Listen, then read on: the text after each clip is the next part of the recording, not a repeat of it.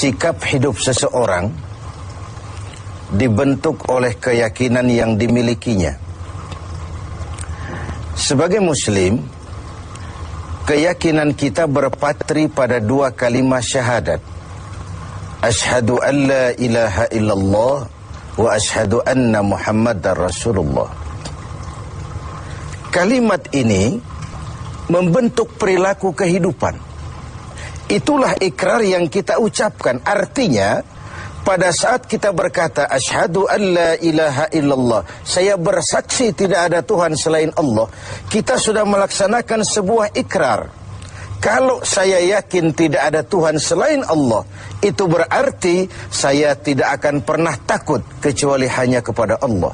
Saya tidak akan pernah menggantungkan hidup kecuali hanya kepada Allah. Saya tidak akan melarikan persoalan kecuali hanya kepada Allah. Saya tidak akan minta tolong kecuali hanya kepada Allah. Saya tidak akan minta rezeki kecuali hanya kepada Allah. Berurat dan berakar itu di dalam hati, membentuk kepribadian dan mewarnai seluruh langkah kehidupan kita. Di zaman kita fasih betul mengucap dua kalimat syahadat. Tahlil pun lancar. Tetapi konsekuensi dari kalimat itu sering kita abaikan. Apalagi kita sedang berhadapan dengan zaman yang serba sulit seperti sekarang ini. Ekonomi yang belum pulih, lapangan kerja susah, pengangguran banyak, biaya hidup tinggi. Orang mudah mengalami proses pergeseran nilai. Solatnya masih menghadap Allah, tapi kepengen dagangan laris menghadap dukun. Dicampurlah itu, iyyaka na'budu wa dukun nasta'in. Ini kan sudah gaya hidup yang sinkrit. Nah, puasa melahirkan keikhlasan. Kenapa? Karena ibadah ini seperti kita pernah bicarakan tanpa sugesti. Mungkin kalau kita sholat masih berharap dilihat orang. Kita membayar zakat, kita bersedekah masih berharap dilihat orang. Tapi dengan puasa hanya kita dan Allah saja. Ini harusnya melahirkan gaya hidup keikhlasan. Bahwa kalau kita sudah berbuat, yang penting kita dan Allah saja. Mau dipuji orang atau tidak, mau didengar orang atau tidak, mau dilihat orang atau tidak, yang penting saya sebagai pelaksana sebuah ibadah dan Allah sebagai tempat tujuan kenapa ibadah ini saya laksanakan. Karena itu, pada jumpa kita sore ini, kita akan bicara tentang ikhlas dalam menghadapi kehidupan ini. Sebab bukan saja hanya sholat kita harus ikhlas, puasa harus ikhlas, zakat harus ikhlas. Menjalani hidup ini pun kita harus dengan penuh keikhlasan. Kita tahu bahwa apa saja kalau sudah mulai kita gantungkan kepada yang selain Allah, bersiaplah untuk kecewa. Apa saja kalau sudah mulai kita gantungkan kepada yang selain Allah, bersiaplah untuk kecewa. Nah, ikhlas tentu bukan hal yang mudah dilaksanakan, walaupun sangat mudah untuk diucapkan. Tetapi inilah yang diperintahkan Allah kepada kita. Kalian wa ma umiru illa liya'budullaha mukhlisin. Kalian tidak diperintahkan kecuali hanya menjadi penyembah Allah yang penuh keikhlasan. Penyembah Allah yang berangkat dari semangat keikhlasan. Saya ingin mengungkap apa yang pernah disampaikan oleh Imam Al-Ghazali tentang keikhlasan ini. Beliau menyatakan, "An-nas kulluhum mauta illa al-alimun. Wal-alimuna niyamun illa al-amilun. Wal-amiluna mughtarruna illa al-mukhlisun." Manusia, kata Al-Ghazali, pada dasarnya mati, kecuali orang yang berilmu. Orang yang berilmu walaupun dia hidup, tidur, kecuali yang mengamalkan ilmunya. Dan orang yang mengamalkan ilmunya, banyak yang tertipu, kecuali yang ikhlas di dalam mengamalkannya. Begitulah dalam kehidupan ini. Manusia pada dasarnya mati kecuali orang yang berilmu. Tidak banyak yang bisa dilakukan tanpa ilmu. Ilmulah yang membuat manusia itu hidup, bergerak, berbuat, berkembang, tumbuh menjadi lebih maju. Ilmu dalam sebuah ungkapan lama membuat hidup jadi mudah. Seni membuat hidup jadi indah. Dan agama membuat hidup jadi terarah. Dengan ilmu hidup jadi mudah. Apa yang hari ini terjadi di benua lain, hari ini juga kita tahu dari kamar kita. Dari kamar kita bahkan kita bisa ngobrol ke luar negeri. Itu kemudahan yang terjadi karena faktor ilmu. Dahulu tahun 50-an, orang kita kalau pergi haji ke Mekah 6 bulan. Kita sudah lupa dia baru pulang 6 bulan. Yang ada cuma kapal laut, sementara Mekah Madinah unta. Sekarang orang berhaji cukup 1 bulan. Kemajuan ilmu yang menciptakan Boeing memotong waktu 5 bulan. Ruang dan waktu sudah bukan masalah. Manusia mati kecuali yang berilmu. Orang yang berilmu walaupun dia hidup tidur kecuali yang mengamalkan ilmunya itu. Nah, orang yang mengamalkan ilmunya banyak yang tertipu. Merasa sudah banyak karyanya, sudah banyak ibadahnya, sudah banyak kebaikannya. Mereka banyak yang tertipu, illal mukhlisun, kecuali yang ikhlas di dalam mengamalkan ilmunya itu. Ikhlas itu, itulah roh dari amal yang kita kerjakan. Amal tanpa ikhlas, jasad tanpa roh, mati nilai amal kita.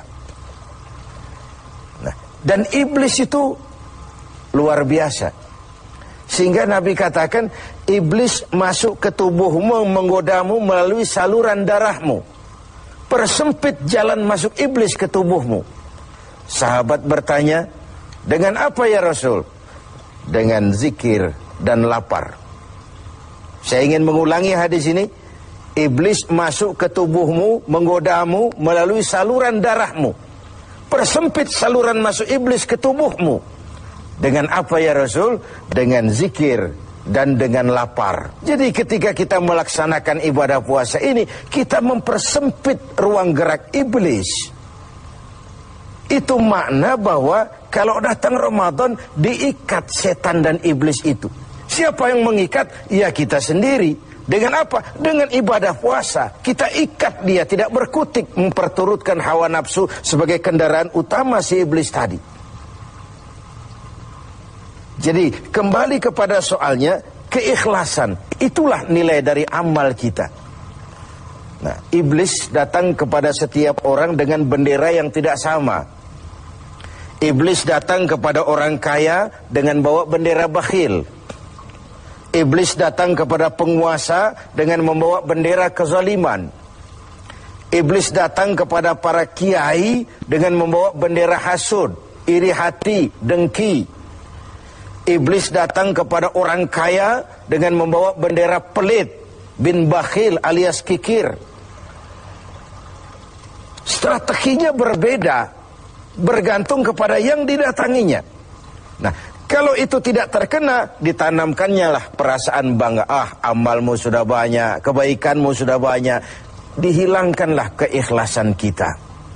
Karena itu hadirin dan pemirsa, saya ingin menyampaikan sebuah potret tentang ikhlas ini.